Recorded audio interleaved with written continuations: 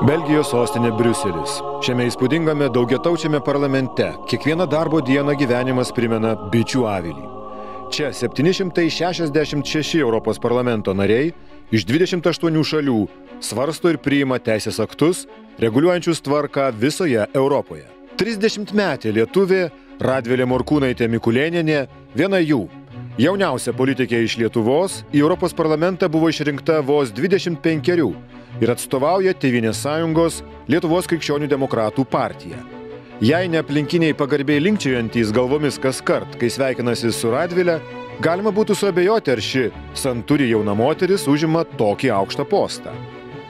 Istorinės atminties įtvirtinimas, Baltijos jūros apsauga ir ekologija, energetinė Lietuvos nepriklausomybė ir santykiai su rytų kaimynėmis – tai pagrindiniai klausimai, kuriuos kėlė ir kuriais rūpinosi Radvilė Morkūnaitė pastarąjį penkmetį. Tie dalykai, kuriuos mes čia svarstome, yra labai konkretus. Ir tikrai malonu bendrauti su žmonėm ir pasakyti, ką mes čia veikiam, ką mes dirbam. Ar tai būtų tabako direktyva, kurie visi puikiai supranta, kad anksčiau ar vėliau, jau dabar aišku, kad po kelių metų tų mėtinių cigarečių neliks rinkoje. Kaip tai keis žmonių pasirinkimus, žmonių įpročius. Lygiai taip pat kalbant apie roamingo kainas, tai yra tarptinklinio ryšio paslaugas ir tai, kad mes dažnai keliauja žmonės, kuo toliau, to daugiau keliauja ir kiek tai atsiliepia mūsų kišeniai bendravimas, žodžiu, telefonais, ar ne.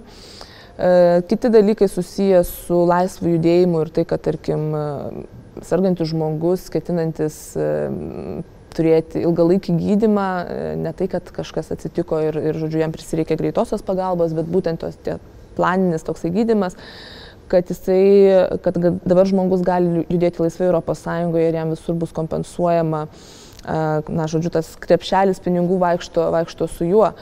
Jeigu kalbant apie pavienius žmones, tai galėtų būti gana sunku spręsti vieno žmogaus problemą.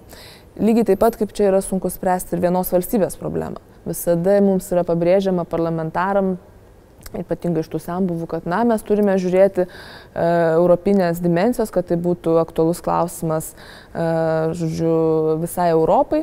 Ir netgi tada prisimenant, kai mes kalbėjom apie atominės elektrinės ir aš kai sakiau, kad štai Lietuvos pasienyje planuojama statyti 2 atominės, buvo sakoma, taip, mes čia suprantam jūsų klausimą, bet reikia tokio, kad europinis būtų požiūris europinės svarbos. Tada argumentuoji, kad tarša sienų neturi. Pasižiūri, kaip kitos šalis, gal dar kažkokios valstybės galima būtų pajungti, traukti ir taip tas klausimas juda į priekį arba ne. Radvilė nebando slėpti. Įterpti žodį tarp ES senbuvių ne visada lengva. Tačiau visuomet privalu pabandyti, sako Radvilė. Nesu iš tų, kurie simuliuotų darbą ar nuleistų rankas kaskart, kai susiduria su kliūtimis. Politikės tėvai nuo mažens auklėjo ją darbščiu, laisvės prasmę suprantančiu, patriotišku žmogumi. Būtent todėl vienas labiausiai Radvilę jaudinančių klausimų – lietuvybės išsaugojimas. Jai labai svarbu ne tik lietuvių kalbos puoselėjimas, tačiau ir lietuvių tautos tradicijos, istoriniai faktai ir kad apie tai sužinotų kuo didesnė dalis visos Europos žmonių. Tęsiu savo darbus istorinės atminties reikaluose, kadangi nors ir žingsnelis po žingsnelio mes šiek tiek judam į priekį ir tam tikri tokie simboliniai susitarimai dėl atmintinų datų minėjimų. Mes to teisinio reguliavimo dar neturime, to teisinio dokumento, kuris padėtų įvertinti tos totalitarinius nusikaltimus. Tai čia matau tikrai didžiulį dalyką, net jeigu ir galbūt teisėkūroje nepavyktų pasiekti kažkokių esminių pokyčių, bet ta šviečiamoji veikla, kurią aš suprantu tam tikrą prasme kaip ambasadorystė, tų žmonių, kurie išgyveno tos dalykus, tų žmonių, kurie patyrė tos baisius dalykus, okupaciją, tam tikrą prasme ir aš pati šiandien esu tokia dėl to, kad gimiau dar ne laisvoje Lietuvoje ir kas žino, kaip būtų klostėsi mūsų visų gyvenimai, jeigu turėtumėm kitokią istoriją. Tai čia aš matau daug darbų, kuriuos reikia nudirbti. Kūrėjam iš Lietuvos arba susijusiems su Lietuva, jis sukuria platformą pristatyti Lietuvos kultūrą. Tai yra tiek atviro rato spektaklis Briuselyje, tiek Rūtos Šepetys knygos pristatymas Europos parlamente, tiek galbūt netgi ir tos pačios raidės E paminėjimas Briuselyje, kada atrodo, net patys lietuviai, mes kartais nežinom, kiek tai raidai metų, o štai ten buvo apšviesta begalės parlamentarų, man atrodo, net ir pats Europos parlamento pirmininkas Šulcas apsilankė. Tai yra pats gražiausias kultūros reprezentavimas. Jeigu mes norėtumėm nominuoti žmogų, kuris yra Lietuvos kultūros ambasadorius, aš drąsiai, be jokių abejonių galėčiau sakyti, kad turbūt tai yra Radvilė Morkūnaitė. Tai yra pristatymas savo šalies, savo kultūros, su kuo būtų identifikuojama Lietuva. Ir kad nebūtų tokių pasvarstymų, tai kokia jūs ten kalba kalbate, ar jūs čia rusiškai, ar jūs ten kirilicą rašot, ar kas jūs čia esat, katalikai, ar pravoslavai, kas jūs tokie esat.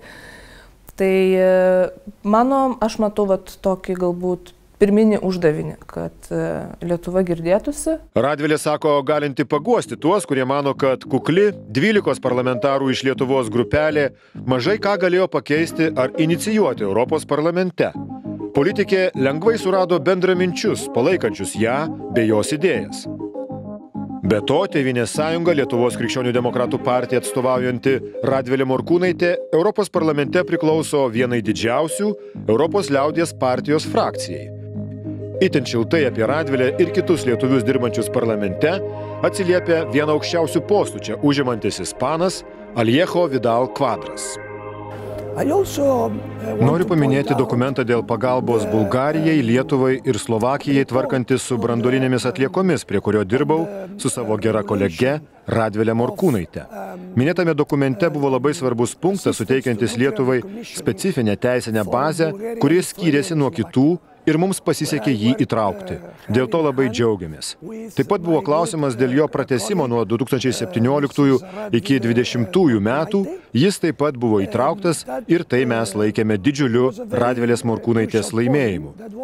O aš buvau labai laimingas galėdamas ją paremti šiuo svarbiu momentu. Taip pat atsimenu, kad ji buvo labai aktyvi sprendžiant kitą klausimą debatuose dėl branduolinio atsparumo testų trečiosiose šalyse. Tai buvo kitas iššūkis, ties kuriuo dirbome drauge. Turiu pasakyti, jog visi kolegos iš Lietuvos yra nepaprastai aktyvūs, draugiški ir yra labai gerbiami šiuose rūmuose. Prie mūsų darbo jie prisideda labai reikšmingai. Jų dėka aš keletą kartų apsilankiau Lietuvoje ir turiu nuostabius prisiminimus. Todėl pasinaudodamas progą noriu palinkėti Lietuvos žmonėms sėkmės ir klestėjimų. Tuo tarpu Latvijos atstovė Europos parlamente Sandra Kalnietė pokalbėje su Radvile žadėjo, kad kitąmet, kai pirmininkavimą ES tarybai perims jos šalis, Lietuvos atstovai sulauks dar daugiau paramos jiems svarbiais klausimais. Manau, kad Lietuvos pirmininkavimas buvo labai aukšto lygio ir pakėlė Latvijai aukštą kartelę. Mes analizuojame jūsų pirmininkavimą ir esame pasirengę kažką duoti ir Lietuvai. Pavyzdžiui, mūsų patirtį įsivedant eurą, kuris buvo įvestas labai sklandžiai. Mes pasimokėme iš estų ir stengiamės išvengti klaidų, kurias padarė jie, o jūs turėsite dvigubą mūsų ir estų patirtį. Tam tikrą prasme, Lietuvos, Latvijos ir Estijos prisijungimas prie eurozonos yra Baltijos kelias. Žinote, vienas aukščiausių emocinių momentų man buvo, kai Baltijos šalys buvo priimtos į Europos Sąjungą ir iškilmingai atidarė Baltijos kelio koridorių. Ir kol šis pastatas stovės, kol Europos Sąjunga egzistuos, čia turėsime Baltijos kelio koridorių parlamente. Štai ką mes padarėme drauge. Radvilė sako, kad tapti politike ko gero buvo užprogramuota jos genuose, todėl jos darbas iš pašaukimo. Politikės šeima visuomet sekdavo ir aktyviai dalyvaudavo valstybės ir visuomeninėme gyvenime, nebūti abejingiems savo šaliai Radvilė su seserėmis auklėjo ir jos tėvai. Būsima politikė gimė ir užaugo kultūros darbuotojų ir etnografų šeimoje, Kaišiadorių rajone Rumšiškėse. Radvilės tėvas Eligijus yra mokslų daktaras, vietos savivaldos politikas. Abu tėvai visuomenininkai. Mama Teodora dirba muziejaus gide. Radvilės gimtinė iki šiol vadinama etnografiniu Lietuvos centru, kuriame po atvirų dangumi eksponuojami Lietuvos etnografinių regionų statiniai bei buities elementai.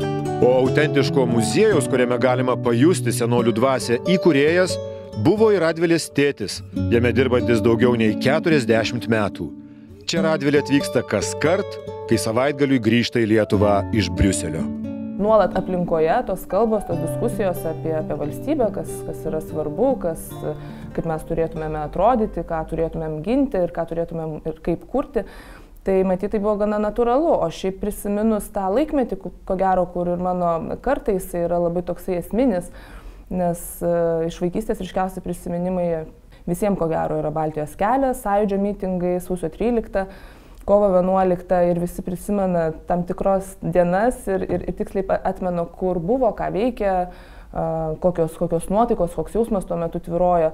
Tai aš manau, kad tas toks emocinis užtaisas, jis yra labai stiprus, buvo tuomet labai stiprus ir galbūt irgi tam tikrą prasme pastumėja į tam tikrus pasirinkimus, kurie susiję su ta emocija.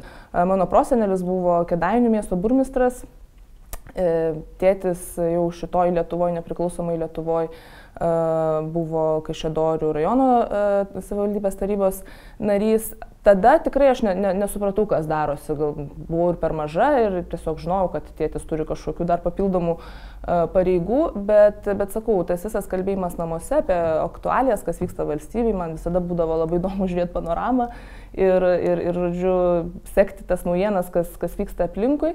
Ir vėliau mokykloje, tai negalėčiau pasakyti, kad buvo labai ankstyvam amžiuje, aš jau buvau 12, kada nusprendžiau prisijungti prie Tėvynės sąjungos, Lietuvos krikščionių demokratų ir tada natūraliai iš karto su jaunųjų konservatorių lyga prasidėjo tas toksai gyvenimas, kuris tęsiasi labai ilgai ir 2006 buvau išrinkta šitos organizacijos pirmininkė.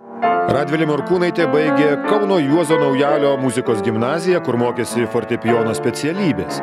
Todėl stojo į Lietuvos muzikos ir teatro akademiją, fortepijono klasę, kur baigė bakalauro studijas.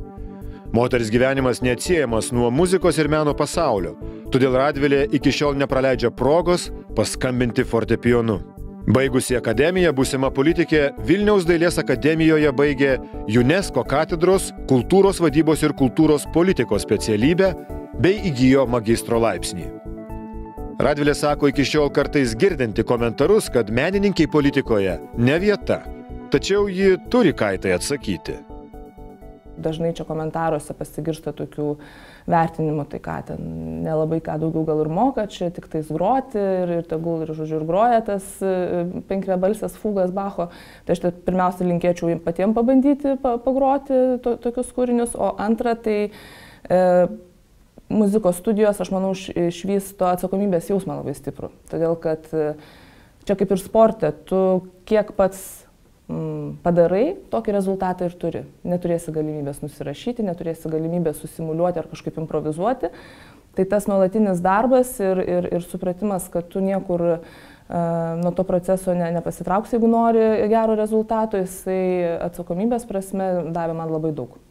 Manau, kad tam tikrus dalykus, ką jį kaip pianistė išmoko, kokius įgūdžius ir bruožus susiformavo, tai yra pati geriausia mokykla tapti politikiai, todėl kad reikia labai daug darbo, kasdieninio nematomo ir gebėjimo ateiti ir būti tada scenoje, kada to labiausiai reikia. O išeiti į sceną mes taip pat labai mokomės ir galima daug daryti užkulisiuose, bet kai reikia padaryti scenoje darbą, tai yra visai kitas lygis ir kokybė.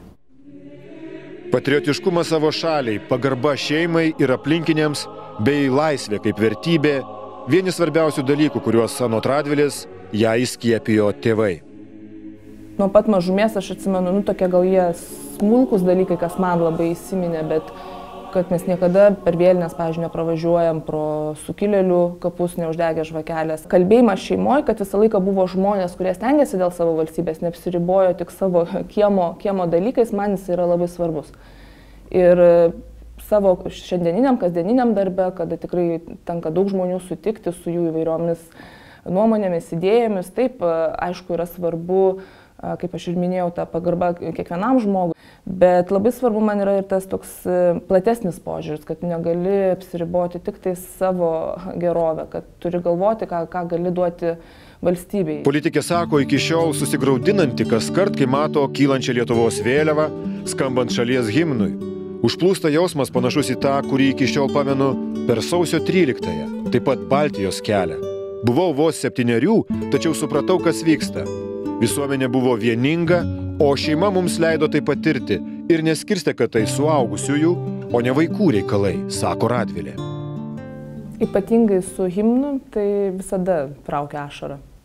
Nežinau kodėl, sakau, galbūt nuo tų laikų, nuo to prisiminimo jausmo atgimimo Baltijos kelio, sausio 13, bet tikrai kažkaip, net kitas iki taip galvoju, tai kodėl taip, gal kažkaip šviesiau, laisviau žiūrėk, bet tikrai tas susigraudinimas jisai yra šviesus, tai nėra tikrai kažkokios kančios graudulys, bet taip visą laiką kažkas sukirba. Ypatingai aišku, jeigu yra galbūt daugiau žmonių, didesnis ratas žmonių ir ta emocija jinai visą laiką yra labai ryški. Žinau, sausio 12 su šeima ir kaimynais, kad atvažiavom prie Seimo, tai iki pat vakaro mes ten išbuvom, vėliau aš jau su mama mes grįžom namo ir su ta mintim, kad kitą dieną vėl atvažiuosim. Ir aš atsimenu, kaip mama jau sausio 13 ankstyvą rytą, jau žodžiu, lik ir sakau, tai mes jau važiuojame, aš jau pasiėmiau tus savo daiktus, ten nusipieštus plakatėlius ir visa kita. Sakau, tai kodėl mes nevažiuojam ir mama, kad kažkaip supratau, nebežinau, kokiais žodžiais man paaiškino, kad baisus dalykai dedasi ir kad neaišku, nei kur čia tėtis, nei kur seseris, kurie buvo ir prie bokšto, ir vėliau prie parlamento.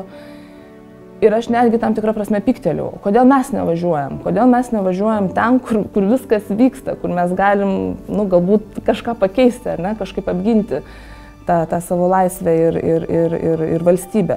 Ir aš manau, kad žmonės labai ilgai galbūt nesvarsto. Jie tiesiog pasiduoda tam savo jausmui, kuris yra aukščiau už protą. Man pasisekė, kad gimiau jau po karo. Likimas lėmė mano šaliai Olandijai 5 metus nacistinės okupacijos, kurios šmėkla mus tebe persekioja. Ir pažvelkite į savo šalį, ką jūs patyrėte per Hitlerio Stalino erą.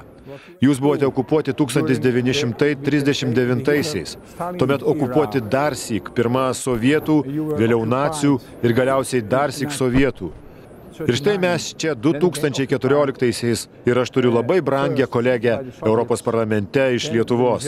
Ir kas galėjo pasvajoti, jog Europa bus tokia vieninga, kad Baltijos šalys, Lietuva, bus Europos šalis ir politiškai Europos Sąjungos narė. Tai taip nuostabu ir mums reikėtų daugiau apie tai kalbėti. Kai tai prasidėjo 9 ir 10 dešimtmečiuose, Radvilė Morkūnaitė buvo berods 7. Tai buvo labai įtemptos, karštos ir šaltos 1991 metų dienos, kuomet Vilniaus gyventojai stovėjo prie parlamento. Žinau, jog Radvilė buvo ten su savo tėvais, o viduje buvo Vytautas Landsbergis. Ir manau, jog tai vienas nuostabiausių Europos pasiekimų, jog šiandien Radvilė, jauna Lietuvos pilietė, sėdi tame pačiame pastate kaip ir Vytautas. Jie abu muzikantai, tai Europos laisvės, kultūros ir vienijimosi kombinacija, kurią atspindi ir Radvilė. Būti ne tik savo šalies ir jos piliečių atstove, tačiau būti greta kiekvieno žmogaus gyvenančio Lietuvoje. Tai, pasak Radvilės, pamiršta daugelis šiuolaikinių politikos senbuvių. Nieko stebėtino, kad dažnas rinkėjas savo išrinktąjį mato tik prieš rinkimus, tačiau ne po jų. Daug kas turbūt turi įsivaizdavimą, kad Europos parlamento nariai išvažiuoja į Briuselį ir jau ten ir lieka, jau 5 metus niekur nebesirodo ir kažkokioj ten tokioj kitoj realybėj svarsto ir priminėja klausimus. Tai man visada svarbu grįžti čia į Lietuvą ir važiuoti, susitikti su žmonėm, ar tai būtų didesni miestai ar visiškai miesteliai.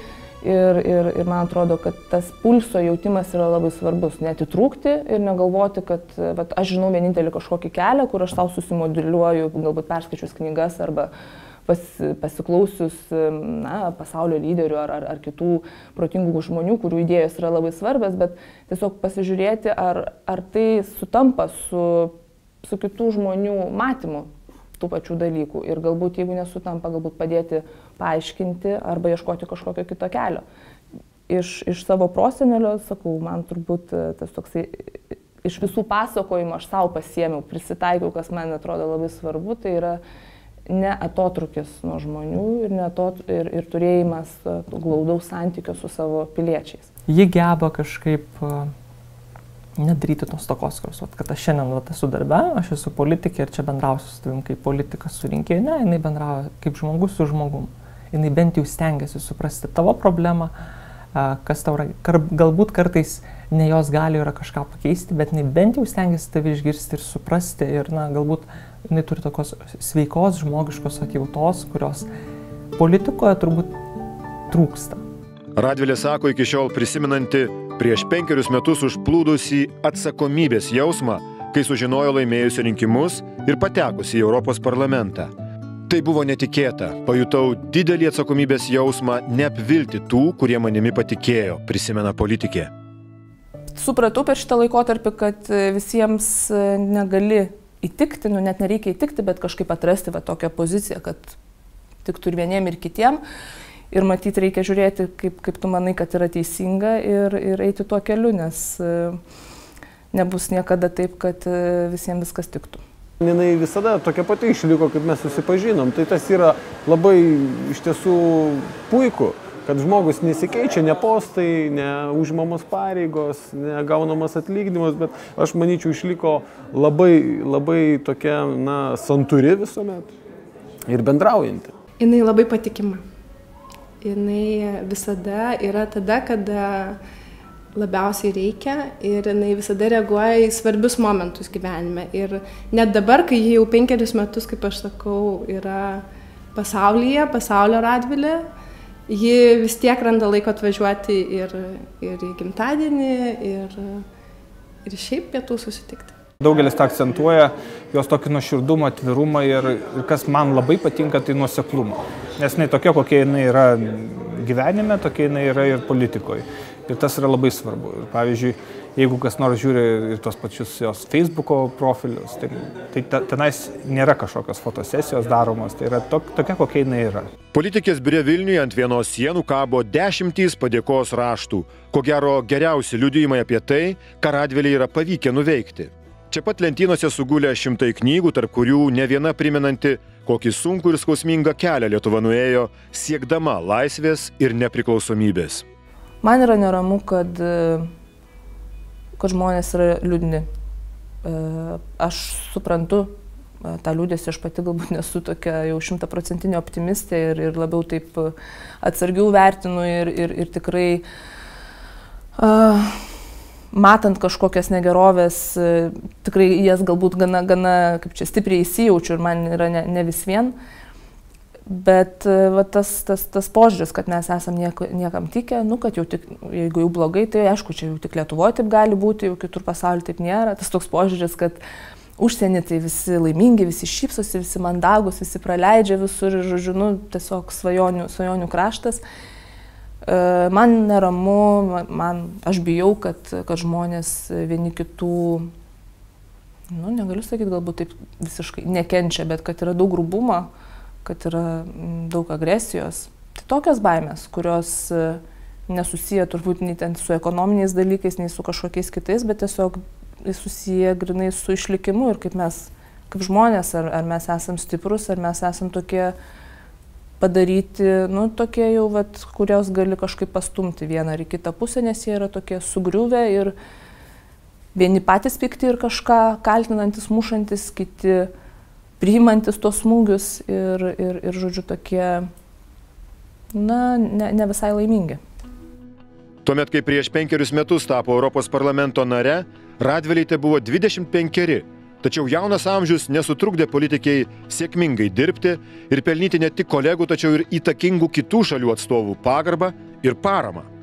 Pavyzdys visai jaunai kartai, kaip dirbti nesiblaškant ir neskaičiuojant, kokią asmeninę naudą gali duoti įdėtos pastangos. Radvilė puikiai geba bendrauti ir suprasti skirtingų kartų žmonės, yra jaunatviška, visad siekianti geriausio rezultato, kartu moderni ir tradiciška, tautiška ir europietiška. Maištingos sielos, tačiau itin tvirto charakterio, sąžininga, reikli ir nesavanaudiška. Taip Radvilę apibūdina kolegos politikai iš Lietuvos ir pasaulio. Niekada nesakau ir nesakysiu, kad jaunystė pati savaime yra vertybė. Bet kita vertus tikrai kartais atrodo, kad norima sakyti, kad jeigu jaunas, tai jau nieko kažkaip ir negali arba jam ten trūksta kažkokių savybių.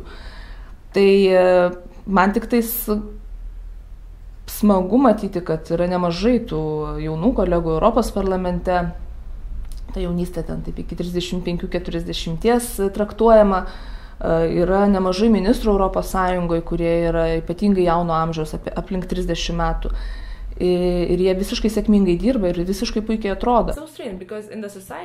Žinote, mano šalyje visuomenė dažniausiai mano, kad mums reikalinga jaunoji karta, mums reikalingi jauni žmonės, gimę postsovietiniais laikais ir įgyję išsilavinimą nepriklausomoje šalyje, kadangi jie gali įnešti šviežių idėjų. Tačiau kita vertus, kuomet kas nors nori dalyvauti politikoje ir siekti aukštesnių pozicijų, visi ima sakyti, ne, tau reikėtų neskubėti. Ypatingai, jei kalbame apie Europos parlamentą. Taigi ten dinozaurų kapinės, ką tu ten veiksi? Politika visame pasaulyje yra dinozaurų žaidimas. Bet aš manau, kad yra teisinga, jog visuomenės yra atstovaujamos Europos parlamente, nacionalinės ir europietiškos. Ką tai reiškia? Europoje gyvena įvairių profesijų, amžių ir pažiūrų žmonės. Visi jie turi būti atstovaujami ir tai negali būti lengva.